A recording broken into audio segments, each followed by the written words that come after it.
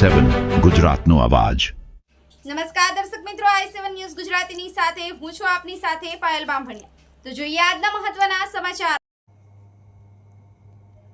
આણંદના બોરસદ તાલુકામાં કમોસમી વરસાદથી ડાંગર, તમાકુ અને અન્ય પાકોને લઈ ખેડૂતને ભારે નુકસાન વેઠવાનો વારો આવ્યો।